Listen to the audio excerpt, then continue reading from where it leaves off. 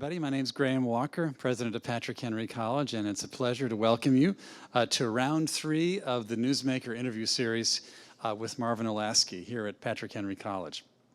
Dr. Olasky is the inaugural holder of the college's Distinguished Chair in Journalism and Public Policy, and is serving our college in a number of capacities as professor of journalism and the director of the college's very fruitful internship program with World Magazine. Dr. Olasky himself is an accomplished journalist, scholar, and academic leader who has authored more than 20 books and hundreds of articles for national publications on topics like journalism and media, history, public policy, the sanctity of human life, and the Christianity's intersection with contemporary culture. It is my pleasure to welcome to the college a friend and colleague of mine, Mr. Eric Teetsel, who is the program manager for the project on Values and Capitalism at the American Enterprise Institute. This initiative, which I've been helping to at least chat with them about from time to time, examines the moral and material nature of a market economy. The project emphasizes how the free enterprise system both creates wealth and rests upon traditional American values. AEI scholars like Eric travel to colleges and universities around the country, engaging Christian college students and young adults in conversations about the compatibility of faith and the system of free enterprise, and how Christian values should influence one's views on the most important public policy issues. Eric is a graduate of Wheaton College, which we won't hold against him too much here. He also earned a master's degree from Azusa Pacific University. Prior to joining the staff at AEI in Washington, he worked at Colorado Christian University in their Life Directions Center. Eric is the son of a career Army officer, and while he says he's moved around a lot while growing up, I think he considers Kansas his home. And I think that's where you go for your holidays, and I think that's where your fiancée is from, or is she your wife now? New wife. Congratulations to Eric Teetsel on his new wife, and welcome to Patrick Henry College.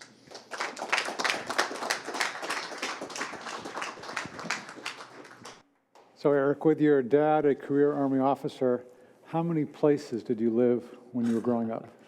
Quite a few. I was born in Phoenix. Okay. We did Arizona, Georgia, Virginia, Holland, Germany, Maryland, Kansas, Italy, and then my folks moved to Virginia and I went to Wheaton. And then since graduating, I've lived in LA, Denver, and now DC. Okay, of all those places, which was your favorite? Tough to beat Italy. I was 16, 17, and 18 when we were there, and you can skip school and go to Venice for the day is pretty hard to beat. Domestically, Colorado is the best place in America, I think. Maybe next to Purcellville. Right, very diplomatic. Nice. Yeah. Thank you. Now, when you were in Italy, you were going to school with kids from other Army officers and so forth, and you were voted the best Republican in high school? Yeah, that's right. Yeah, we had a model Senate program, kind of like Boys State that you would do here. And I was asked to represent former North Carolina Senator Jesse Helms, which I did with great gusto, apparently, and was voted the best Republican in all of Europe. And why were you a Republican as opposed to a Democrat or something else? Oh, that's a great question. Well, when I was 17, the answer to that question is not the same answer I would give today. But when I was 17, I had an inherent sort of urging that my faith had informed my understanding of politics in this particular way. You know, I was a fervently pro-life. That was a huge part of it. I had no comprehension of economics or free enterprise and the way that free enterprise thinking should influence our views on public policy. So it's probably fair to say that it was primarily the social issues that were compelling my conservatism at that point. And did a lot of that come from your parents or from churches? And all the different places you were going, I suspect you were going to lots and lots of different churches. Yeah, that's right. Absolutely. My parents are both conservatives as well.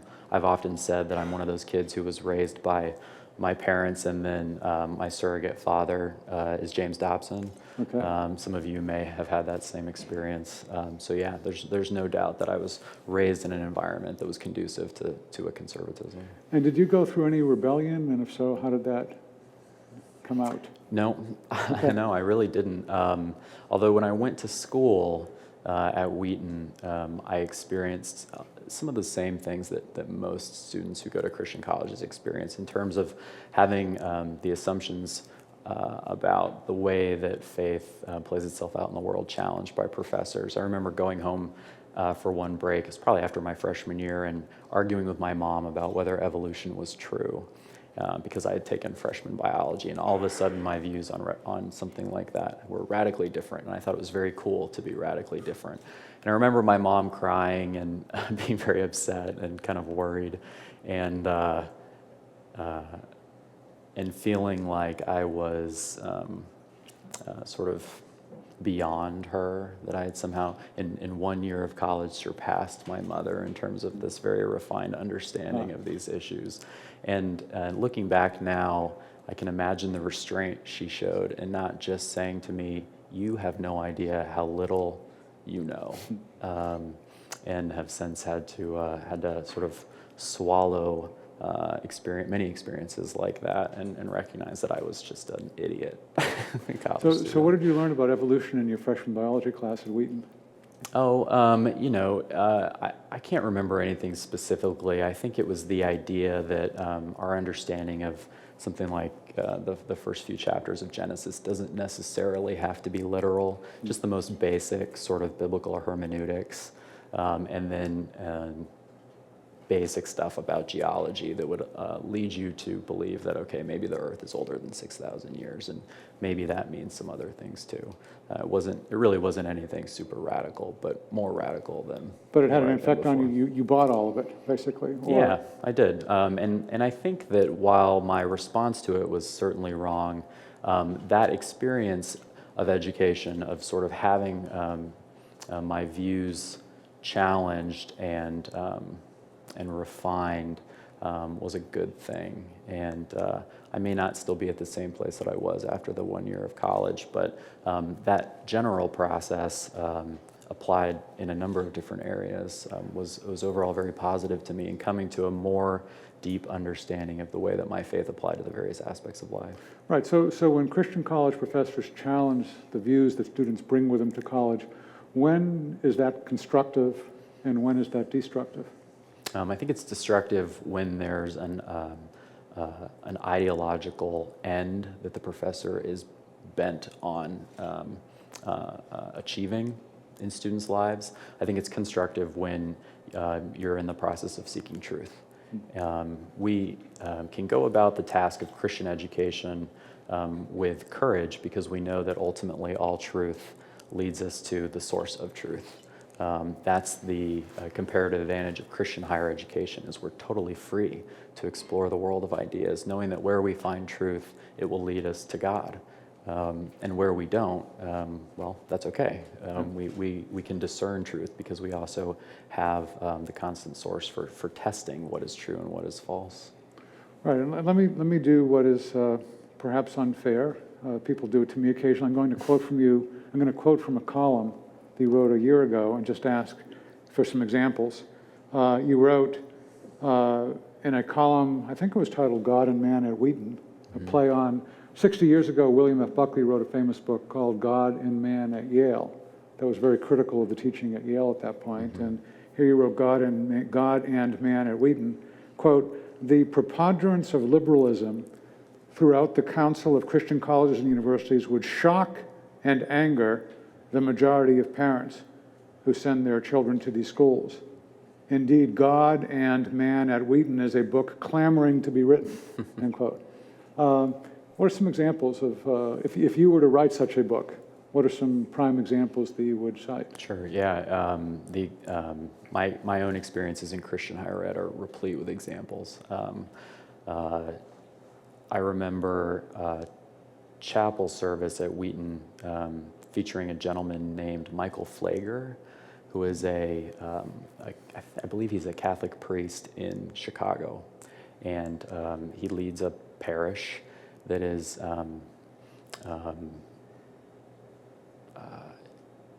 activistic in the pursuit of what I believe he would himself describe as Marxist aims. And how you can be a Christian and a Marxist, I don't get.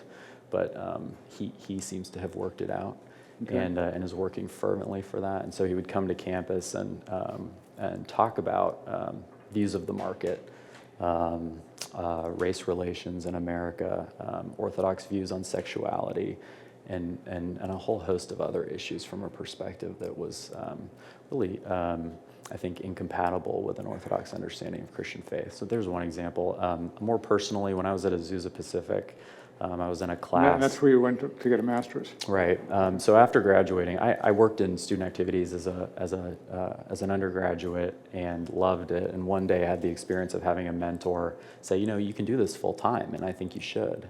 And for people who go into full-time student life work, the path involves getting a master's degree, and then you become a residence hall director, and then maybe an assistant director, and on up through.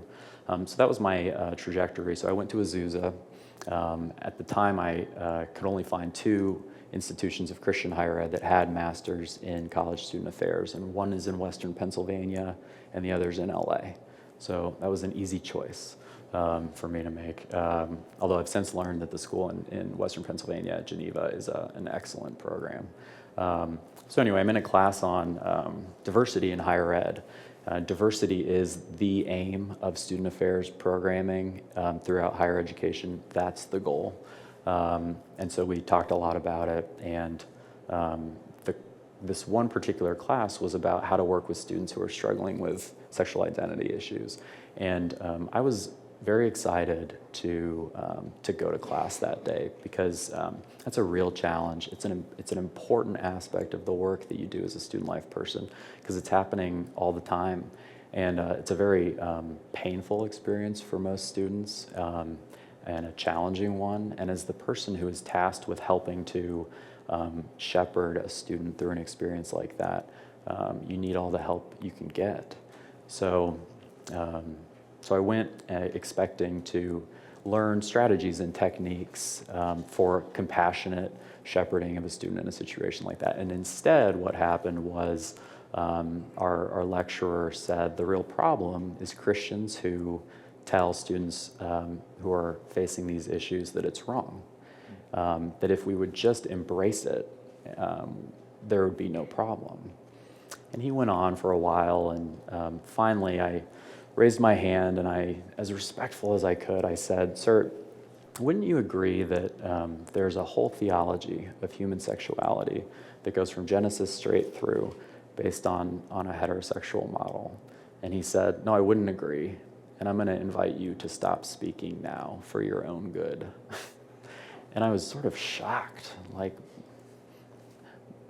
I thought we were in class. I thought we were here to engage, to have conversation, and you're certainly positing one side of an argument, and I'd like to hear your response to another. Instead, it was just a shutting down. And it was the final straw for me. You know, guys like Michael Flager at Wheaton. Now, let me just ask about that. Were there also guys in chapel who talked about the incompatibility of Christianity and Marxism? No.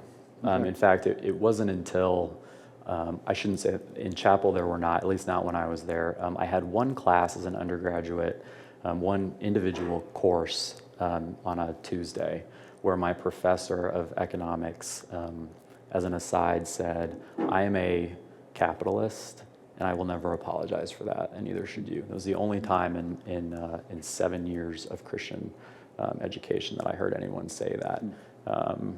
Until my first job. So this experience was the final straw. After lots of experiences of just sort of being hit with these things and deciding that I was just going to focus my attentions elsewhere, I finally decided that there was a war going on. There really was. It was a battle of ideas, and I was either going to just have to relent and assent to things that I didn't agree with, or I was going to be an advocate for what I believe is truth.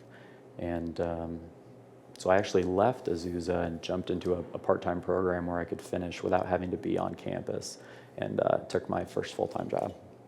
Okay, and that's at Colorado Christian College. Right.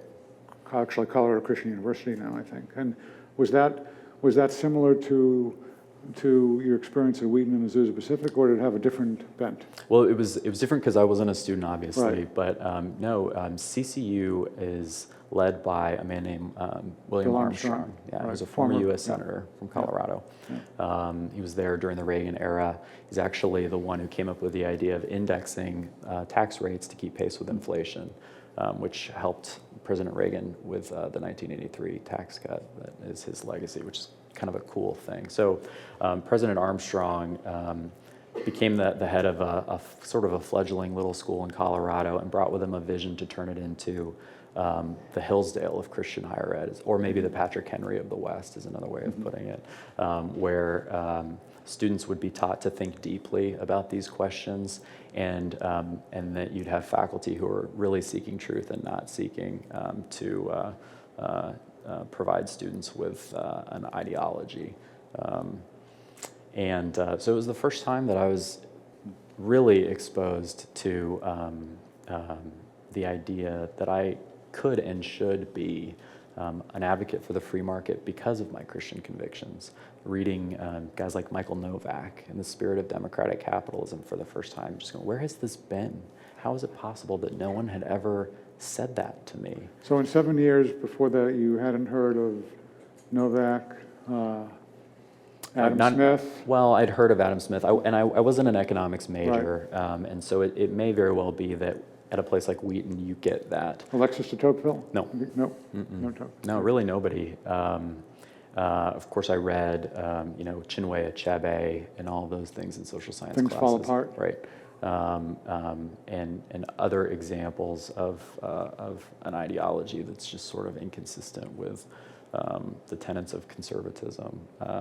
So your critique is that it's really failing. I mean, one might expect at a Christian college to hear a preponderance of views that would be biblically based, although it's certainly good to learn and hear what Marxists and others are saying. Absolutely.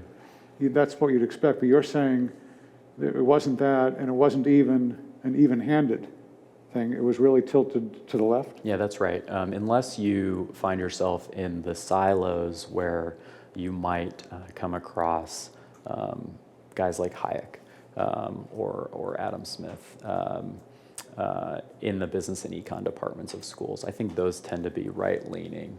But anywhere else in the curriculum, for whatever reason, professors of communication or Bible and theology freely opine on economics as authorities on economics, and they do so from a decidedly leftward-leaning position. Okay. And so you're at Colorado Christian, and you're there as an academic advisor, Right. thinking that your future is that area and Right. perhaps become a dean of student life at some point and so forth and so on. And then there's a real turn. There is. And how does that happen? Yeah, my experience as an Army brat taught me that God is sovereign. He really is in control. I hated it. I hated moving, leaving my friends, being uprooted. And yet every time I moved, I hated it more. And it took 10 or 12 instances of that occurring before I went, it's always better. There's always a newer, better opportunity that God has in store for me, which shows how dense that I can be. But it finally clicked, and so here I am in Colorado, loving life. Colorado is wonderful. I liked my job. As I said, I was drinking all of this information that I'd never heard, and then I got a call out of the blue from a friend about a think tank in DC that was looking to hire someone to reach evangelical college students with programming about the free market. And I sort of laughed and said, I'm in no way qualified to do that. And what's a think tank? And I applied just for something to do as a favor. And then I got an interview. And I was very blunt and free with the person on the other end of the phone. I said, look, I don't know who you are. I don't know anything about economics.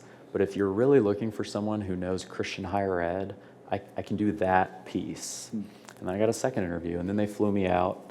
And the whole time So freedom in job interviews comes when you feel you have nothing to lose. Absolutely. I had no shot at getting this.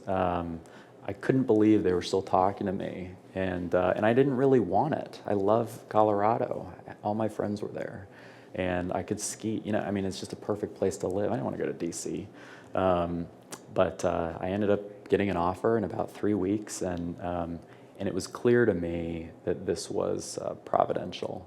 And all those experiences of moving over and over had taught me that I needed to be aware of the moments when God is directing your life. And here I had an opportunity from what I then knew was a fairly prestigious place to do a really incredible job that was at the nexus of two fields that I was interested in that seemingly had nothing to do with one another, in student life and economics. And now I could do both. So I did. So tell us what you do. When you're a program manager of the Values and Capitalism project, Right. What does that mean? What's the project? So our goal is to be part of a conversation that Christian college students are having about the way their faith informs their views of economics and public policy. And we do that in a variety of ways, but first and foremost, it's really to be a part of the conversation. So we review the landscape, and one of the value adds that I brought to AEI was an awareness of who the voices are that are influencing student understanding of these issues.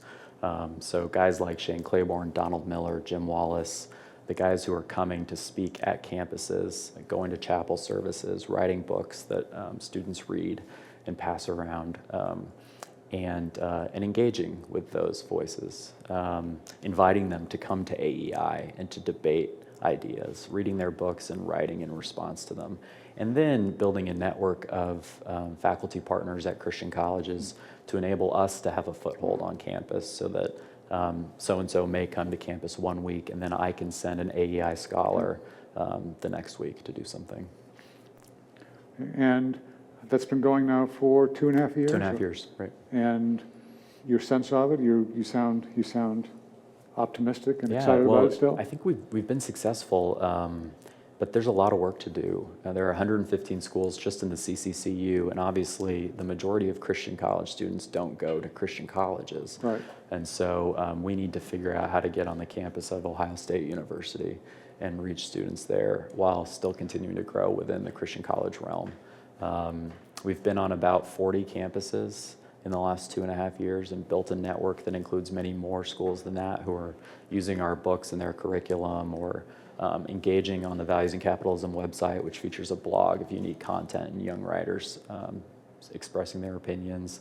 I have Facebook and Twitter, and continuing to expand in all those capacities. Okay.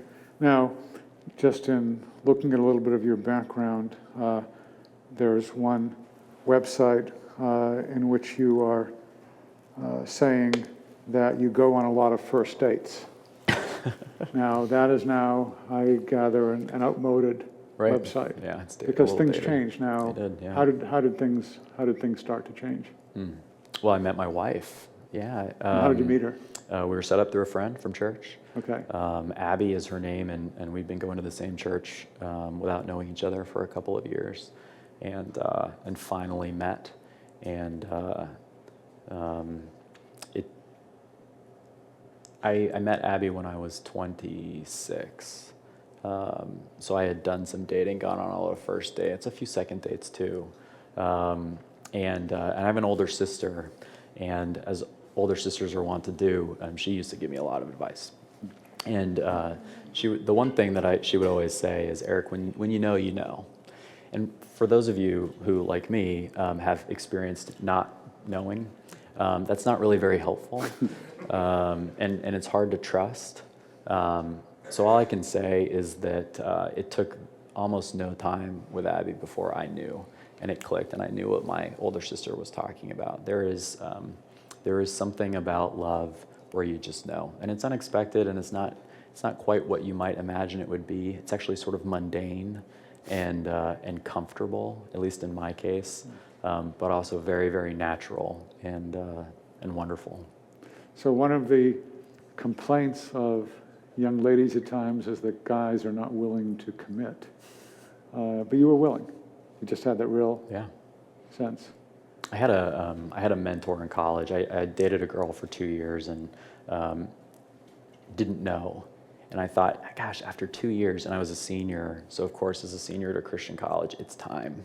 right? But ring by spring, ring your by money spring, back. and at the end of a 2-year relationship. So you can imagine the pressure. But I just didn't. I just didn't know, and we broke up, and she may be one of these people out there who was saying, "Man, guys just can't commit." But I remember this mentor saying to me when I told him about what I was experiencing, he very flatly, he just said, "Eric, I'm in favor of anything that can end ending." And that's a high view of God's sovereignty over something like a relationship, but it hit me right where I needed to be hit at that point in time, and it stuck with me. It gave me a lot of faith that there's going to be a relationship for most of us, not all of us, but for most of us, that can't end because it's bound in a heavenly place.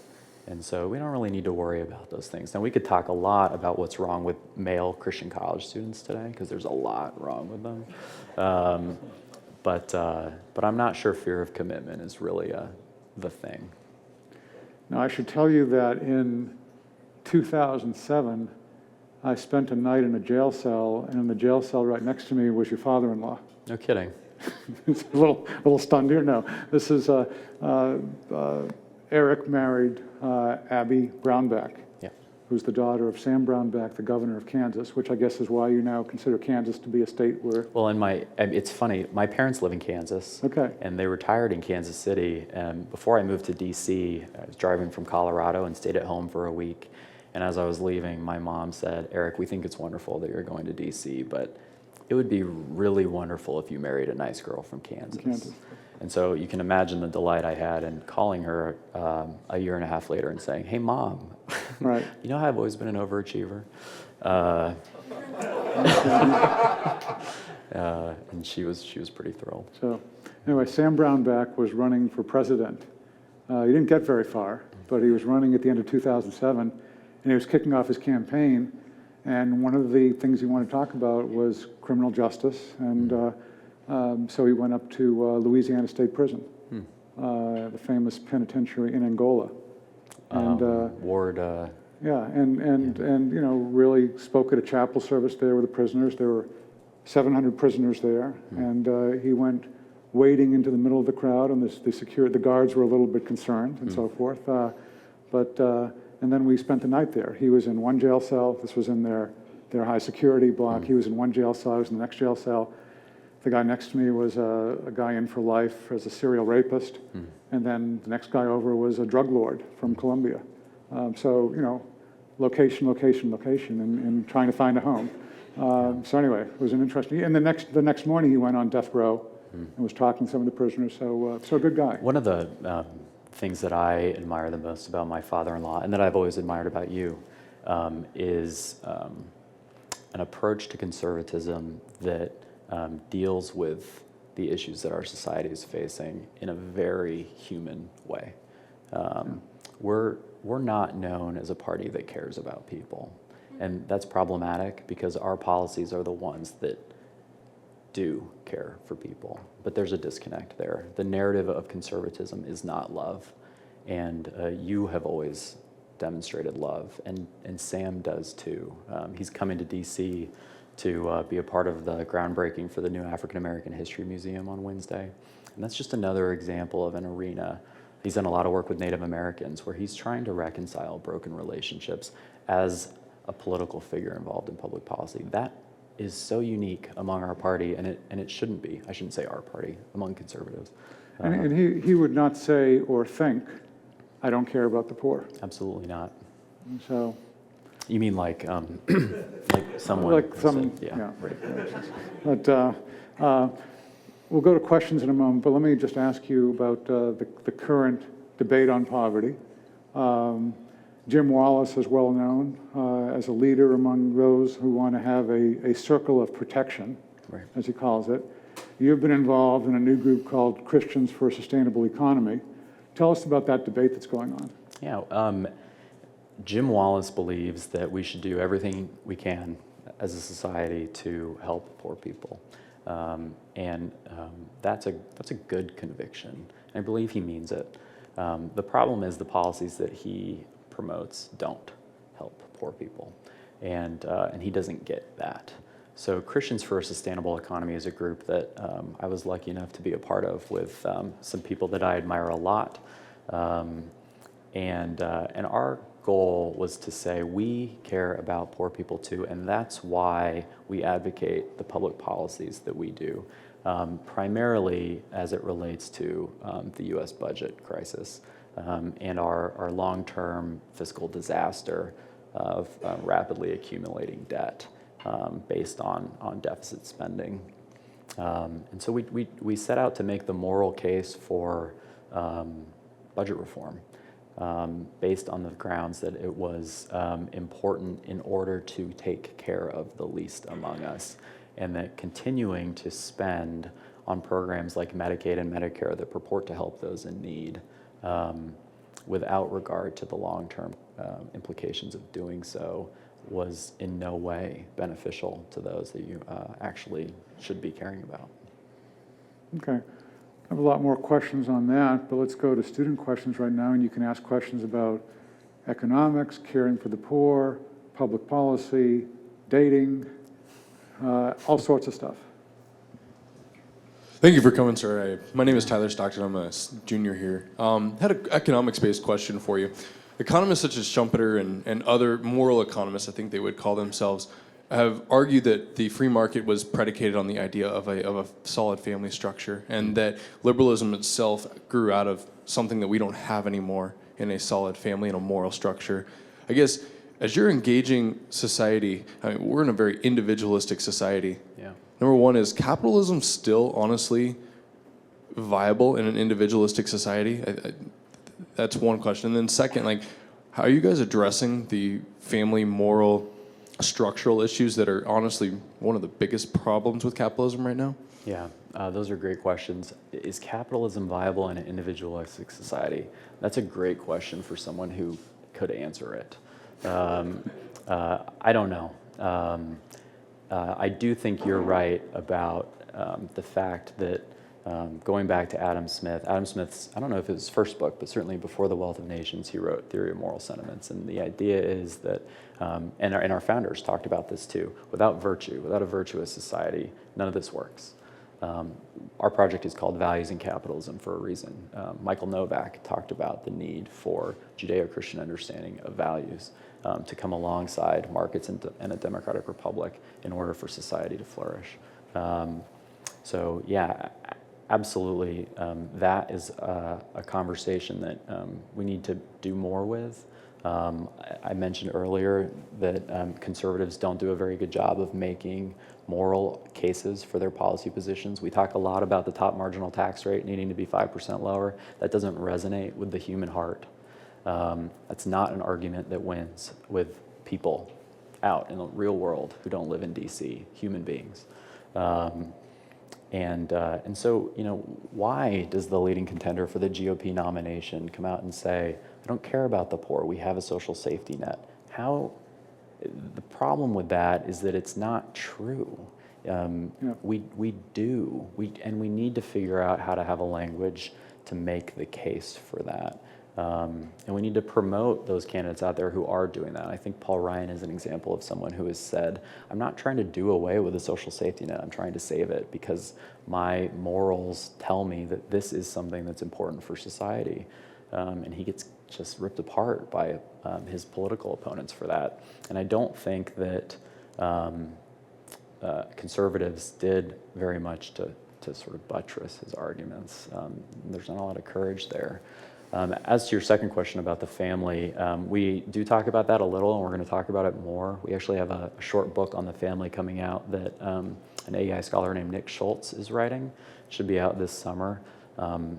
Charles Murray is an AEI scholar. His new book, Coming Apart, talks a lot about the demographic trends that lead to wealth or suffering in society, including stable families that are together.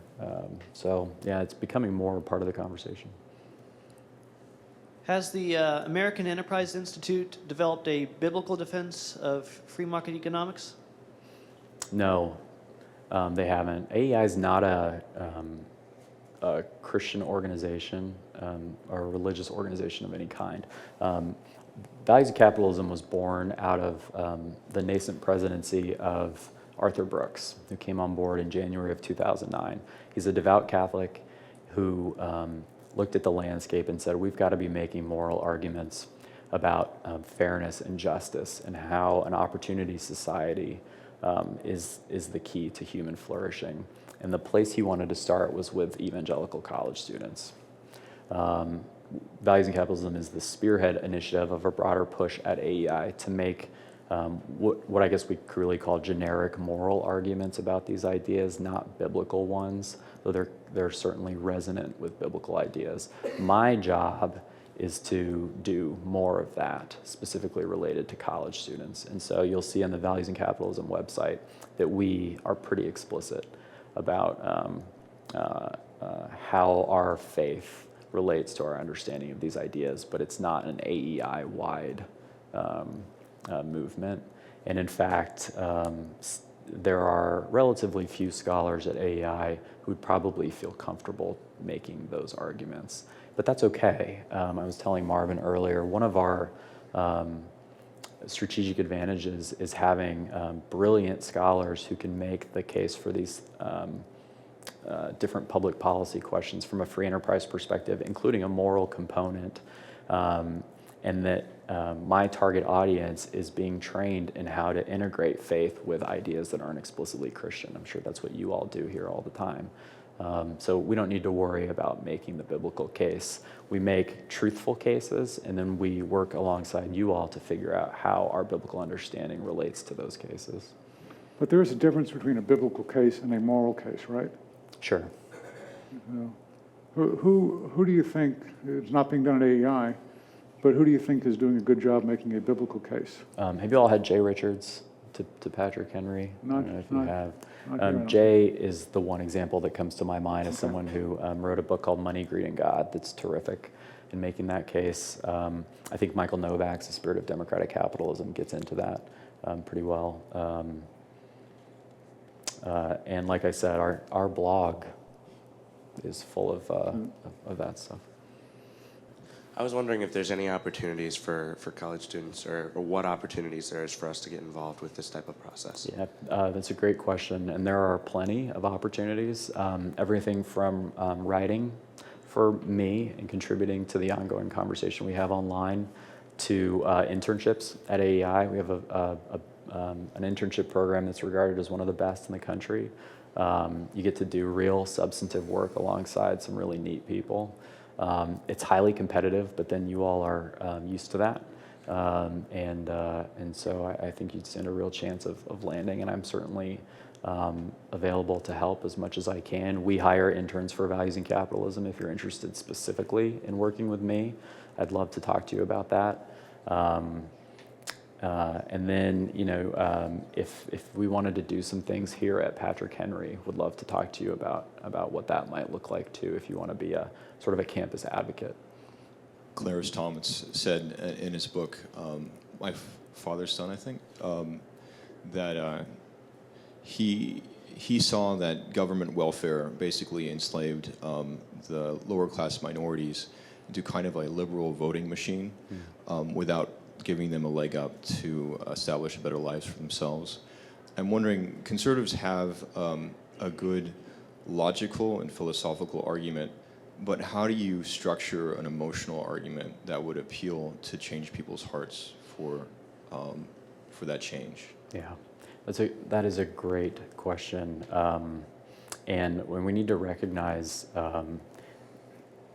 all that needs to be sort of broken down in order to get there. But there is a natural moral impulse that people have. Arthur tells this great story when he speaks, Arthur Brooks, about a family with a beloved dog, Muffin. And, Muffin is always present at family gatherings, and the kids love playing with Muffin outside, and the family goes for walks with Muffin. And one day, disaster happens. Muffin escapes from the yard, runs into the street, and is hit by a car. And the family is devastated. And they go and they collect Muffin and they bring him inside and they eat her. okay, so What's wrong with this story? what is right? And your natural impulse is to go, what? That's horrible. But why? Why is that horrible? It's a dead animal. There's meat there. It's perfectly rational to think that you could eat muffin, and in fact, you'd not be Tastes like wasteful in chicken. doing that. Perhaps, yeah. And yet, there's something wrong, right? So we know that human beings are conditioned to have good moral impulses. So the question is to say, how do you tap into that? And how does it relate to our public policies? Is there a natural moral impulse towards true fairness, towards the idea that earned success is true success? We believe that there is. So how do you frame your conversations instead of talking about top marginal tax rate, about earned success? And does that sing with the human spirit? If you went to someone and said, I want to set you free, I want to give you opportunity to contribute to the flourishing of society by utilizing the gifts and talents that God has given you so that you both provide for yourself and your family and contribute to the common good through the expression of your divine gifts and talents. I think that is powerful. I think that's something that would compel someone to action, as opposed to saying, we're going to cut tax rates for your boss in the hope that eventually that benefits you economically. That may be true, but doesn't make anybody want to go out and do anything. Now, one evangelical response to that might be, well, we know we don't earn our spiritual success in the sense we cannot earn heaven, it's all grace. Mm-hmm. So how do you move from that into a discussion of what's earned in economics and so forth? Yeah, well, absolutely. You can't earn you can't earn salvation. We live by grace, but God has called us to work. He's called us to contribute to His creation. Being created in the image of God means that we are sort of preloaded with creative capacity. And in fact, the divine mandate in Genesis is to go into the earth and subdue it and to fill it. And there's all kinds of examples in Scripture of places where God talks about the things that He has hidden within the earth. I see a natural economic progress in the narrative of creation. You start in a garden and you end in a city. Mm-hmm. There's economic progress there. That tells me that it's born into creation. Economics is born out of creation, I should say. Mm-hmm. Lots of proof that we're not intended to just sort of be bumps on a log laying around, that work is good, and that contributing through work is one of God's purposes for man. Mm-hmm. Other questions? Do college-age students typically understand economics? And if they do or don't, is there a connection between like the level of understanding along with like values of capitalism or Marxism? The answer to your first question is no. And it's one of the reasons why I'm really well suited for my job, because I don't understand economics all that well either. Maybe that's the exact wrong thing to say during this interview. But I've never studied it, except for my time at AEI, which has been sort of like 2.5 years of a degree in economics and public policy. So I've learned a lot. But I also remember what it means to not know anything about economics. And so our goal with Values and Capitalism is to reach people who have never taken a college class in anything, including public policy and economics, starting at a very basic level, doing a little bit of the education so that they have a framework to work from, and then going from there. Because it's not really about knowing the ins and outs of, neoliberal approaches to public policy or whatever. It is about what does it mean to be enterprising? What does it mean to be entrepreneurial? And you don't need to know a ton of economics to get the basic concepts behind those ideas, as opposed to what does it mean to be a cog in a bureaucratic machine. What was the second part of your question? It related to Marxism? Yeah, is there a correlation between like their level of understanding and like, okay, basically if they know more about it, are they more inclined to be a capitalist or Marxist? I think it kind of depends on who's teaching them. Okay. students that I have met who are studying economics and business tend to be the ones who lean towards a free market, because it's hard to really study economics and not understand that this is the system that trumps all other systems. But it's really easy to study anthropology or sociology and come to a different conclusion. I think it depends on where you're being taught. I don't think that there's a link between education itself and these ideas. The truth is the vast majority of students that we work with are in the middle and they have no idea, and a lot of them really don't care. So part of our work is not trying to convince those who already know they don't agree with us. It's trying to spark an interest among the apathetic and the unsure, who are the masses in the middle, to get them to lean in a direction that I think is a more healthy one. I wonder how productive the defense of the word capitalism is. Because capitalism was actually a term that developed in the mid-19th century among the critics of markets. And Marx played with this big time, almost to make it seem that anyone who's interested in free markets is making an idol out of money, out of capital.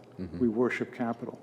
So I've just been playing around with the idea of talking more about competition rather than capital as such, because competition, whether it's competition in schools or competition in businesses, competition in social services, it always seems to work better than monopoly, whether it's a monopoly in any of these areas. Right. So just a thought on capitalism is competition within economics, but it might be best to go at competition and emphasize that as opposed to monopoly or monocracy. Right. So anyway. Yeah. We put ourselves in a little bit of a hole by using a word that's loaded with tons of baggage, but we like to make it hard on ourselves. That's right. Other questions? How effective has the American Enterprise Institute's outreach to colleges been? Great question. We've succeeded in a lot of areas, and there's been a lot of areas where we haven't done as well. One of the hallmarks of our project has been a series of debates between Arthur Brooks and Jim Wallace. And we did them at Wheaton College, Gordon College, and Messiah College, and then also at a conference in Indianapolis. And Jim won some of those debates pretty handedly, and he lost a couple of them too. The worst moment was the moment when a woman in the audience at Messiah stood up and said, "Arthur, I think you got the economic arguments right, but you didn't talk about the Bible, and I'd encourage you to do that if you're going to keep doing these things." And Arthur said, "Well, ma'am, you have to understand, I'm a Roman Catholic. We outsource our Bible reading to the professionals." Now, he was kidding, but in a room full of evangelicals, at the end of a debate where he actually hadn't used biblical arguments, it cemented what existed in people's minds already, that this is really just about the economics, and we didn't provide a biblical case. Now, in the next debate, I sat Arthur down and I said, "Don't say that." And this time, I really want you to talk about the parable of the talents, because Jim likes to call himself a Matthew 25 Christian. Whatever you do unto the least of these, you do unto me. It just so happens that that's half a chapter after the parable of the talents, which is about how we utilize our resources to create. And so he did that, and he did it really wonderfully. And so that was our biggest win. So yeah, we've had some ups and downs, and there's always room for improvement. And I'd love to encourage all of you, if you're with us, to help me, because we got a lot more work to do. The other thing to remember, let me mention in Matthew 25, concerning as much as you do to the least of these, you do to me, that cuts both ways. If you do good to the least of these, then that's great. You can also do harm. Amen. If you just give money that's going to be used for drugs, then it's like sticking heroin into Jesus' veins. So, question over here. Second question. Today in modern conservatism, we're starting to see, especially with the Tea Party movement, a rise of the reading of Ayn Rand and an increase in advocation for for many Christians, something that doesn't quite work for us. I don't understand. I don't agree with the idea that we should advocate for the selfishness of an individual, and that should be the primal goal of man. How do you respond to some of the rising arguments that I would say are extremely dangerous to conservatism as a whole in the individualistic Ayn Rand approach? Yeah, man, you've hit on a huge obstacle for us, and the truth is that that's a challenge that we will need to be much more strategic about achieving. As I mentioned earlier, our goal is really to reach the masses in the middle who aren't thinking as deeply, if at all, about these issues. Just to try to be a part of what will be a very sort of surface level understanding of things, in the hopes that as they continue to grow and develop, they'll be oriented to move in a particular direction, that they'll be equipped with the most basic arguments. If you're dealing with someone who's actually read Rand, you can't do that. I mean, you're just having a totally different conversation. And it's a conversation that needs to be had, because I think you're right. There's a growing number of people, especially young people, some of them work for me, who call themselves Christian libertarians. And I don't get it. I really don't. I don't understand how you can do that. Some of the people in this room may be that, and we could talk maybe over lunch about it. But you're right. Radical individualism is at odds with Scripture. We are meant to live in communities and to care for one another, to love our neighbor as we love ourselves. That's radically not individualistic. So yeah, there's a lot there. I don't have any easy arguments, and there's no one trump card, except to just keep going back to the foundation of all our beliefs and trying to figure out where libertarians are squaring this ideology. Now, I'll also say that I think the rise of libertarianism among young evangelicals is the result not so much of adherence to libertarian ideology that's well thought out, but two other factors. One is the budget is a mess, and libertarians are known for just wanting to blow up the system and start over and fix it, and that's really appealing to lots of people who might otherwise be conservatives. I get that. If that's a libertarian tendency, that it's one I can buy into too. The other aspect is there's a lot of baggage that comes with being a conservative because of social issues, and Values and Capitalism doesn't address abortion. We don't talk about gay marriage. Someone should be doing Values and Capitalism for those issues, because I've found that lots of young evangelicals are ill-equipped to make a defense for those issues.